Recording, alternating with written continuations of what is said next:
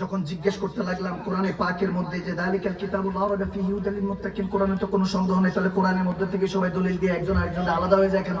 কোরআন থেকে সবাই দলিল দেয় আমি জান্নাতি, অমুক জাহান্নামী, অমুক জান্নাতি, আমি জাহান্নামী, কোরআন থেকে সব দলিল দেয়। কথা বুঝেন?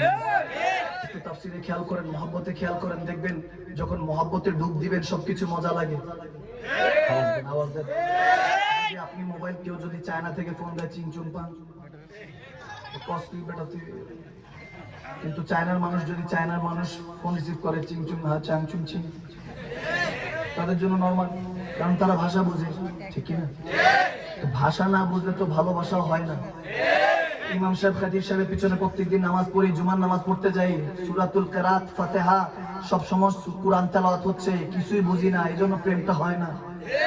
তাফসীর পড়লে এজন্যই তো প্রেমটা হবে, মজা হবে, তখন বুঝে আসবে যে খতিব সাহেব কি তেলাওয়াত করছে, ঠিক না? রব্বে কারীম আমার সাথে কি বলতে চাচ্ছে আমরা বুঝার চেষ্টা করব। ভাইয়ের আমার, বাবার আমার, কোরআনে পাকের মধ্যেই আছে, হ্যাঁ আয়াতে কারিমা আছে।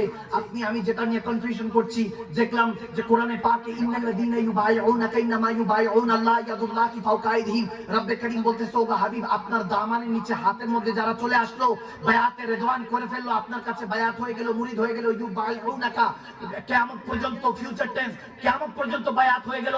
ওগো নবী, ইয়াদুল্লাহি ফাওকা আইদিহিম, আমি আল্লাহর হাত দিয়ে সে বান্দা কি হোকাল পরকালে প্রোটেক্ট করব, সুবহানাল্লাহ, বাঁচিয়ে ফেলবো। এখন আল্লাহ তোমার হাত আসলো কোথা থেকে?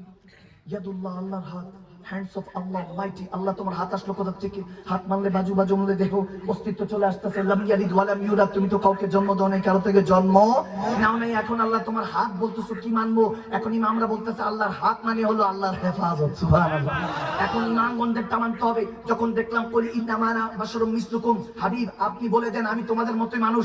এখন কেউ যদি বলে আমার আপনার মতো মানুষ, তাহলে বললে বুঝতে হবে সেটা তারা হলো আবু জাহেলের উত্তরসূরি। আর যারা বলেছেন আবু বকর, ইয়া রাসূলুল্লাহ, ইয়া হাবিবাল্লাহ, আপনার সূরত আপনার মতো তো কেউই হতে পারে না, আপনার সৌন্দর্য কথা কি বলবো। যখন ইউসুফ আলাইহিস সালামের সৌন্দর্যের কথা বলা হয়, কাত্তা ইয়াদওয়ান্না, আঙ্গুল কেটে ফল কেটে পড়ে গিয়েছে।